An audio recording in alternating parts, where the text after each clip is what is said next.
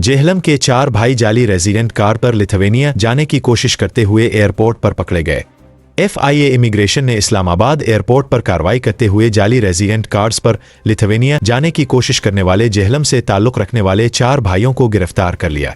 जीशान मुनीर, बदर मुनीर, हसन जमील और मोहम्मद ली नामी चारों भाई अज़रबैजान के शहर बाकू जाने वाली परवाज से सफ़र करके बाद अज़ा लिथुआनिया पहुंचने का मंसूबा रखते थे।